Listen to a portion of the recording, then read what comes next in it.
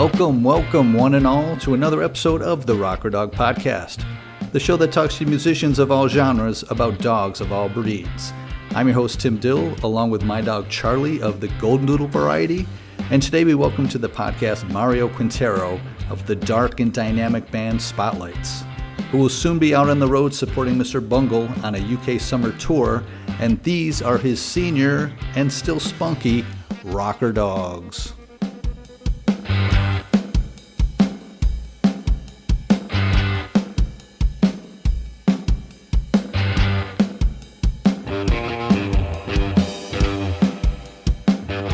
So today we're talking about Lulu right here. She's a little Chihuahua slash Maltese mini poodle, we think. Going on 13. She'll be 13 soon. And then we have Melvin over here. He's the OG. He's just a straight up Chihuahua. Hates everybody. Has almost no teeth left, but he's 13 now. Okay. And, yeah. Now, I suffice that the name has some significance, given there's a Melvin's poster right behind you. Funny enough, it really doesn't have much of a significance. Like, it's not because of the Melvins that we named him Melvin. It just we were gonna name him Elvis to start, right? And for some reason, I just woke up out of a nap and was like, Melvin. Melvin makes sense. And Sarah was really like the huge Melvins fan out of the two of us. I love the Melvins, but it wasn't something that came to me because of that. Yeah. I don't know. And what about, does he have a middle name? Is it Melvin Alfonso? Yeah, that's Melvin Alfonso. And then Louisa Maria is Lulu's full name. Full name. And any significance of any of those names, or just something that rolled off the tongue nicely?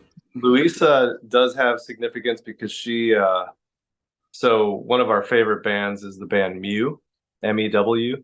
Okay. They're from Denmark, and they have a song called Louisa, and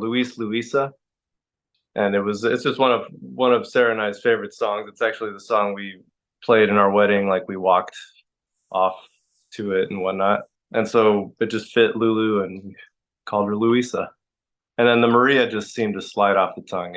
Okay. Louisa Maria. Yeah, my mother's name's Maria, and it does make for a great middle name, so we've given that to our daughter. Nice. The context for getting the dogs, if you go back 13 years, does this predate your relationship with your wife? No. So Sarah actually bought Melvin for me for my birthday. I think it was 2009. This was just before we got married. So we were I guess we were technically married because we sort of eloped. Mm-hmm. And we were already legally married, but we did have a little wedding at my parents' house in Miami that Melvin got to be a part of after we were together already. So he was he in the ceremony? Not in the actual ceremony, but he was in the crowd, and he was in some of the pictures. Yeah. What about Lulu? Did she come in? I know their ages are similar at about a year apart, but did she come in a year later, or when did she come into the picture? So we got her because really Melvin was a little baby when we got him. You know, he was just tiny and had tons and tons of energy. And so he was just like, we were working at the time, and we'd come home and he would just keep us up all night, just on and off the bed, like just running around the house. And we just found Lulu on Craigslist. We figured it was a good idea to get him a partner to hang out with. And we saw her on Craigslist. We saw her little picture on there and just like killed us. So we went and saw her, and she definitely needed to be rehomed from where she was. And as soon as they saw each other, they just fell in love. They like started playing together, and it was over. So we lucked out. That's great. What was her situation like that made it apparent that she needed to be rehomed? So there was a woman that had her. It was this lady and her son. And, I think they were doing their best to take care of her, but she was like not going outside to go to the bathroom. She was peeing on a towel in the house. Oh my God. They had a little cat also. And so when we went to go see her for the first time, I'm holding her, or Sarah was holding her. And the little boy was like, "Hey, Mom, did you tell them about the fleas?" And she was like, "What? There's no fleas." And right then I looked down at Sarah's hands, and there's just fleas covering her hand. Oh my God. It was just a mess. She had worms. She had fleas. She was like really tiny. It was just not a great place. And the lady I think loved her, but it was Yeah. obvious they couldn't take care of them. So we wish we would have taken the cat as well, but we couldn't at that time because I think we had 5 or 6 cats at the house already. Oh my God. Yeah. Now, where were you living at the time? Where are you guys? This was in San Diego. Okay. Okay. Yeah. And you're now in Pittsburgh?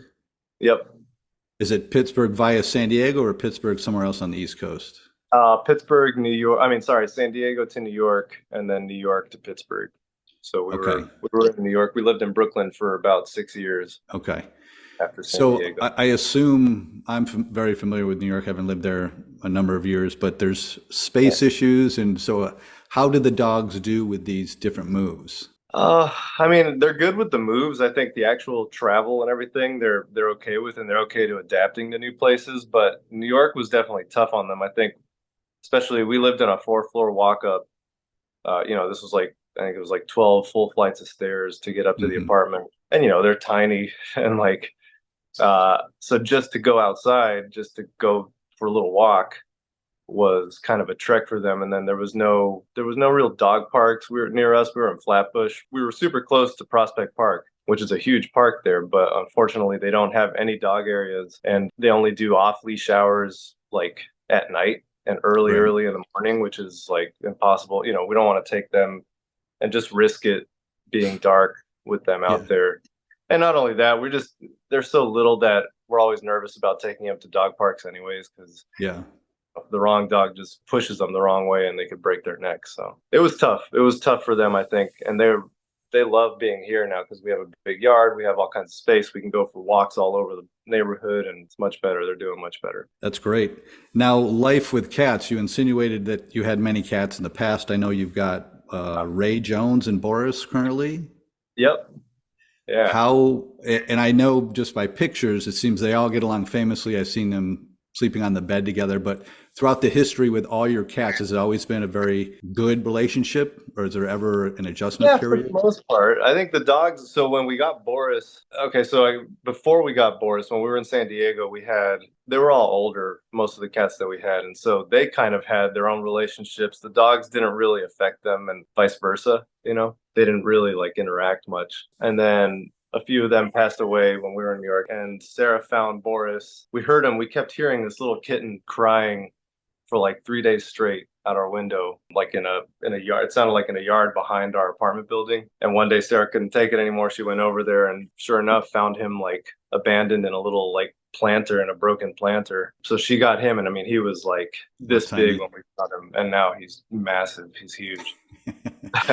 Do they outsize So the dogs?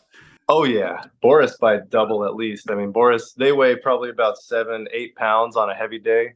Okay. And Boris in the wintertime, like right now, he gets up to like 17 pounds, 18 Oh pounds. my God. Yeah.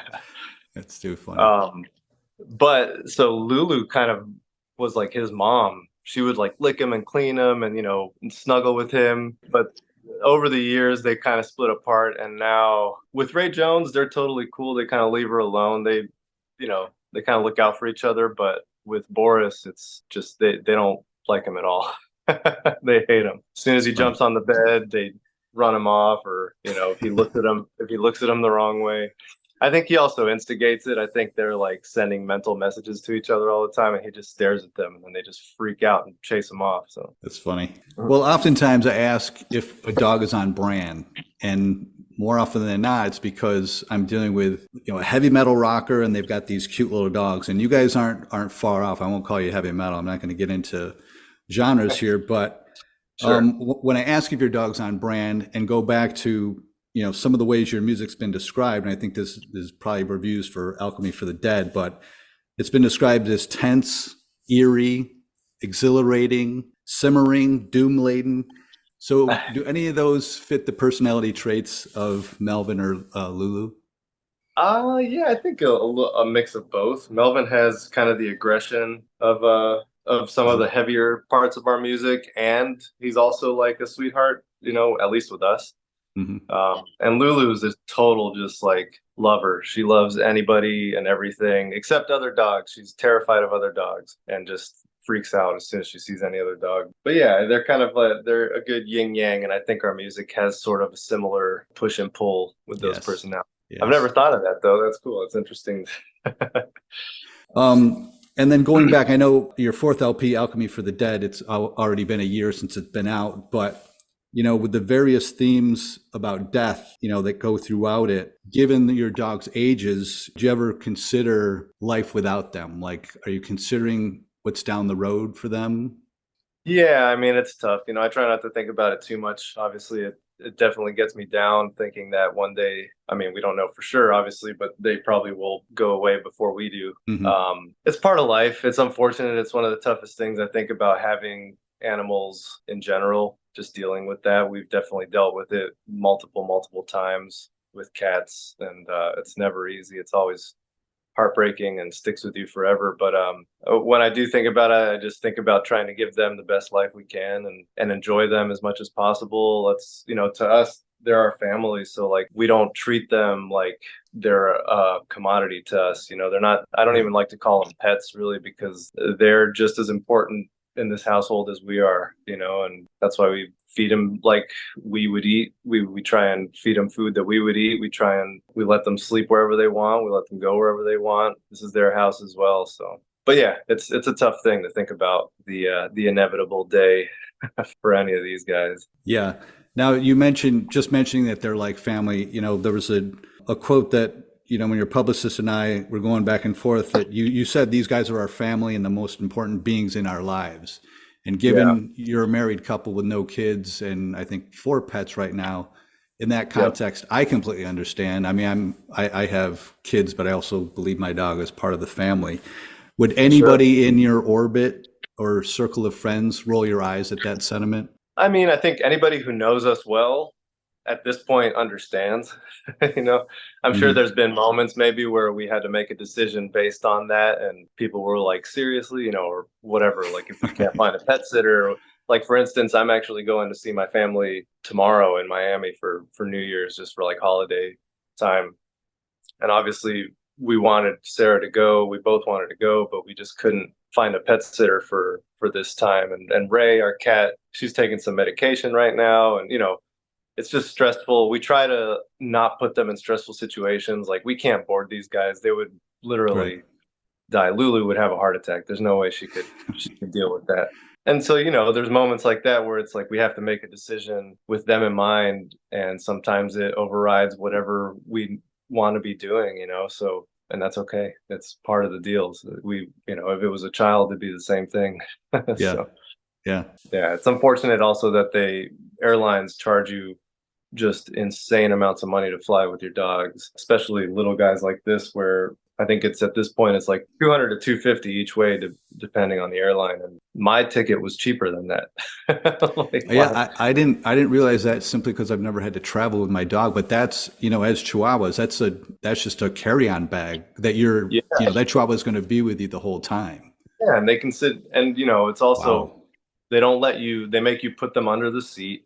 They don't let you Yeah. hold them, which is I think ridiculous. Also, like you're not going to make somebody put their toddler under the seat. You're Right. holding them. It's still a little being that's nervous and scared. So Yeah. it kind of pisses me off. We've driven down a lot of times to Florida for like family time, and we bring them with us. But it's tough after being on tour for months this year. The last thing we want to do is drive again and do another 30-hour back and Oh, yeah. forth.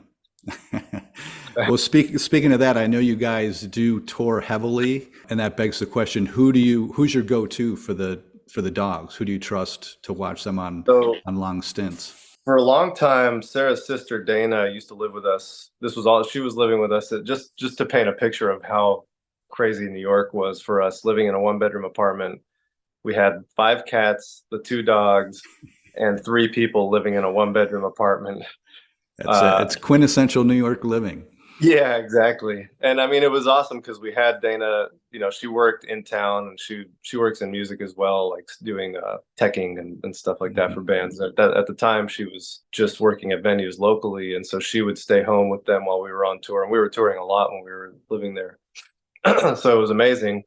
When we moved here, she did move with us, but then she ended up moving to Bellingham and getting Oh, married, and so now we don't have that anymore. But luckily, after like kind of just searching for options, you might have heard of this, I'm sure, doing this podcast. And if you haven't, you should spread the word because it's a website called trustedhousesitters.com. So basically it's like Airbnb in a sense where, we pay a fee as people who need pet sitters.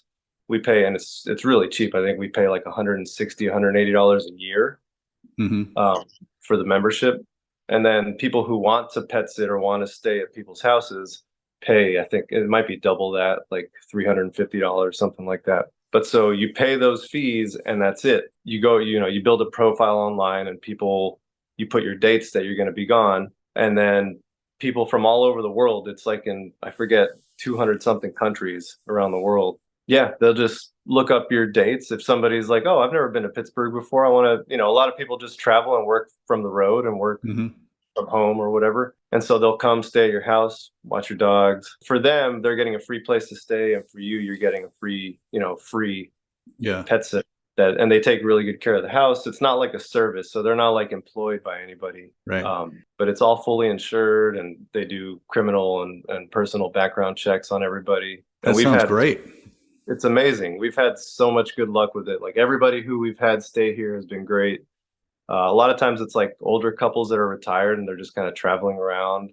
Sometimes it's somebody kind of looking for a new place to live and it's a perfect way to kind of see new places without committing to anything and live there. On this last summer tour that we did, we were gone for 2 months and we had a woman who had a little dachshund that she brought with her too, around their age, and they got along well. It was awesome. It's just great to know they're in good hands. They're in their own house. We'll do like a FaceTime with them before they come and stay, or before we even commit to it, and just make sure it's a good fit. Things like these guys, they're so used to sleeping in bed with us that they kind of have to do that. Otherwise, they don't know what's going on. Yeah. And so that's a deal breaker for us. Like, are you okay with them sleeping in bed with you? And they're like, yeah, we're used to it. So it's been awesome. I love it. I love it. And I haven't heard of it. I'm going to definitely check it out. And it's funny that you're in Pittsburgh because I grew up a Steeler fan and I've never been to Pittsburgh and I've heard so much about it. I'm like, I'm going to apply to be your sitter one of these days. Yeah, you got to do it. So on the site, do you have profiles of your dogs as well? I mean, I assume so. Yeah. Yeah. So you basically, it's like you build like a little, just an overall profile of you and your dogs and your home. You and your dogs and the house and, whatever amenities you have at your house. That's great. Yeah. I love it. It's been awesome. Even living in a town like Pittsburgh too, like I thought living in a smaller city like this where it's not necessarily a destination for people, we still have not had a problem other than this time. And we did get an applicant for this time, but we decided to just not do it because Ray needs the medication.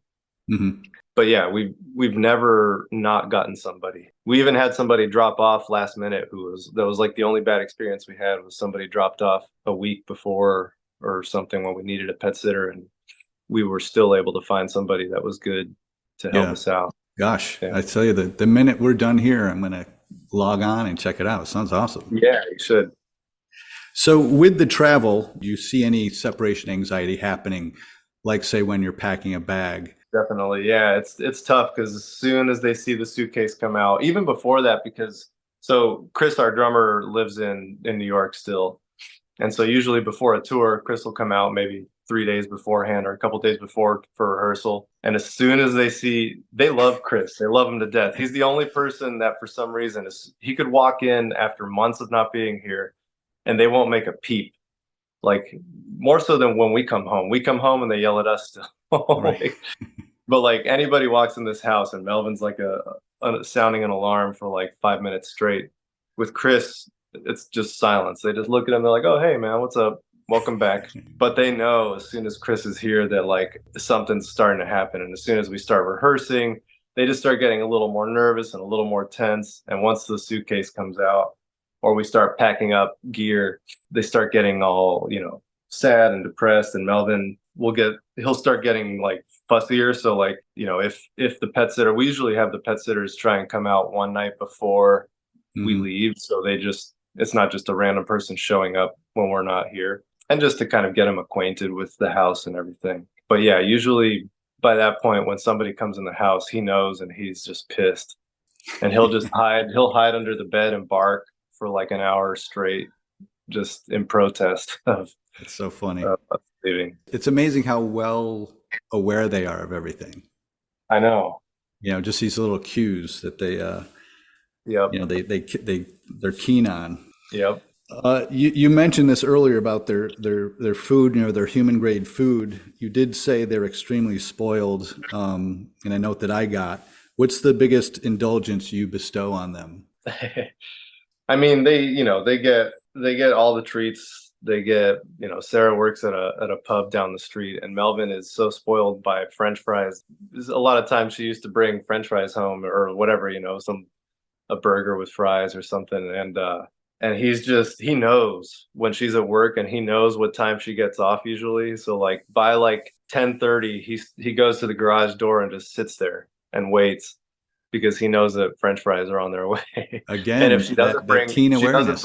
if she doesn't bring French fries home, he gets bummed out. We have to give him something, because he's just like, what the. That's so funny. But yeah, little things like that. I mean, we go off. We try to keep their food. That's another example. They get super picky, because like after having a certain food for a few weeks or a couple months, Melvin will start looking at me like, really, the same thing again? And I have to then we have to switch it up and find something else for a little while, and kind of go through different things. He's really the pickiest one. Lulu's not that bad, but yeah, it's a doll. Now you mentioned the thing, it was Melvin getting teeth removed. Mm-hmm. And you've got two, I guess, quote unquote, senior dogs. So what are kind of some of the challenges you're seeing as they get older? I think that's one of the biggest ones. I mean, Chihuahuas in general have bad teeth, and pretty much anybody who I know who's had Chihuahuas at this age, if they have any left, they barely have any left. So it's always tough. At this point, we really try. We do our best, but we brush them. We give them all the like tooth brushing treats, anything that we can do. But it's just a thing. Even the vets told us they're just like, there's nothing really you can do at this point. They're old and their teeth go, and we just got to keep taking them out. But I also hate having them put under at this age too, just because I think it takes a toll on them. And, it's always scary to do that for them. They don't like going to the vet anyway. And so, it's tough, little things like that. But honestly, we feed them really good food, and we take care of them, and they're both super healthy for their age compared to most Chihuahuas this age that I've met. Their hair is super soft, they're strong, they run up and down stairs all day long. They can go for long, sometimes we go for like 2-mile walks, which for them is a long a long walk. And yeah, they're hanging in there. Like Melvin, the worst thing, and he's gotten better actually, because we've been giving him a lot of like the Cosequin treats they're for joint health. Yep. And I think walking a lot more too has helped. But he was getting a little shaky, like his back legs would get a little shaky sometimes, which that makes us nervous. But he's still good. He still jumps around and runs all over the place. So I think we just try and keep him as active and healthy as we can. Yeah. Keep him away I looked up their life expectancy is like 12 to 18, and it's very common for them to make 20. Yeah. Yeah. So you never know what you're going to get, but it sounds like these two are well on their way to they're middle-aged right now. Yeah. Let's hope so. Well, I wind down every show with the zoomies, and that's just the last 5 frivolous questions. So let's go there. Question 1 is, do you kiss your dogs on the mouth? Sometimes. I mean, I don't necessarily shoot for the kiss in the mouth, but someone like Lulu, she kind of makes you do it. She'll just stick her tongue. She'll find your lips or your nose or something with that tongue. But I'm not opposed to it. I just don't usually. But we kiss them all over. For sure. Yeah. All right, fair enough. That's actually the correct answer. Nice. Question 2 is, do they have a theme song? Like, what would play for their walk-up music to the plate or their red carpet music? Oh man, I feel like for Melvin, it would probably be like a DMX song, something like that, like a Rough Riders rap song. And for Lulu, I don't really know. We have, I'm sure a lot of people do this too, but they both have millions of songs that we sing to them randomly, just all the time, with including their name somehow. Right. They're just kind of made up tunes on the spot. Yep, I know it all too well. Lulu's would totally be some sort of like probably a Mew song. Maybe her song that she's named after. That would be Lulu's song. That makes perfect sense. Yeah. Question 3 is, as musicians, I know often you guys have endorsement deals, whether it's for your guitars, drums, or pedals. If the dogs had an endorsement deal, what would they endorse? Melvin would endorse any French fry producer, I think. That would be his favorite. And Lulu, one of her favorite things is actually broccoli. That's like her favorite treat, funny enough. Wow, that's awesome. So yeah, she would be like an advocate for vegetables of some. She loves them all. As soon as anytime if we're like chopping vegetables and she hears the knife hit the cutting board, you just hear she'll run right in right away. That's great. What a sophisticated young woman. I know. Question 4 is, do you use a dog voice to speak to them? Sometimes it goes on and off. It depends on the situation. We try. I think kind of like a human child would be too. Like if they're being good and sweet, they get the sweet voice. If they're being bad, they get the other voice. Right. Now, do you or anybody else give them a voice if it's as if this would be what they sounded like if they were human? I think we have in the past. Yeah. I mean, Melvin usually has an accent. Like he'll have a Hispanic accent just because he's Melvin Alfonso and he's Colombian, or actually he's Mexican. I'm Colombian, but he's Mexican. They both are technically probably from Mexico. Being so close to the Mexican border in San Diego, that's probably initially where he came from. We got him in Temecula, and I'm pretty sure he spoke Spanish first. Okay. But yeah, every once in a while, it varies. It comes and goes. Okay, I can imagine. All right, and then last but not least, is there a dog organization or service that you'd like to give a shout out to or just put a spotlight on? I mean, as far as the pet sitting thing, I want to give Trusted House Sitters a shout out for sure. And I mean, honestly, I don't have one in particular, but any organization that's honest and is actually putting proceeds towards the right things, it's huge. Any person really who goes out of their way and volunteers to like help trap, neuter, release with cats or to help, for me, we have to stop breeding. Not only breeding pit bulls, but breeding every dog. It's not, we don't need to do that, and it's unfair to any animal to be doing that, to just be like used to make money off of them. Yeah. If we were able to stop that, it would be a huge help. I mean, a huge help just to lower the population of dogs that don't have homes, to lower the population of dogs that need to be euthanized for no reason on a regular basis, or just dogs and cats and all animals, honestly, that are just treated like just because humans think that animals are a commodity to us and we deserve to be able to do whatever we want to them. So yeah, it's ridiculous. Yeah, I hear you, and I couldn't agree more. It just needs national attention. I mean, I don't think if you're not into the animal scene, you may not be aware. But like every shelter, and I say this in every podcast, every shelter is bursting at the seams. Yeah, and just doing what I do, my social feed is filled with shelters throughout the country, and they all have the same message. Yeah. We're overcrowded, like you said. Good, healthy young dogs run out of time. So a big thing, like a help would be like if even local government or state governments or nationally, if they subsidized just neutering and spading animals, so because a lot of people, they don't have the money to take them to the vet and pay anywhere from like $200 to $1,000 depending where you live to get your dog neutered, and the vets aren't going to do it for free. But if that was a thing where it's just subsidized, and everybody if you bring an animal into a vet, they have to take care of it for free, or at least for very cheap, for something manageable. But because I think that's a big fear of people too. And then they don't end up doing it. And before you know it, they get 2 dogs, and all of a sudden those 2 dogs make more. And then they're selling puppies in the parking lot at the grocery store. Say at Walmart. I see that all the time. Yeah. Well, on a high note, thank you for coming on the show. I love meeting and talking to people like yourself, and that have dogs and care for their dogs, and you have cats and pets as well, and it's always refreshing to know that there's people out there doing the right thing. So thank you. No, I appreciate it. We appreciate you.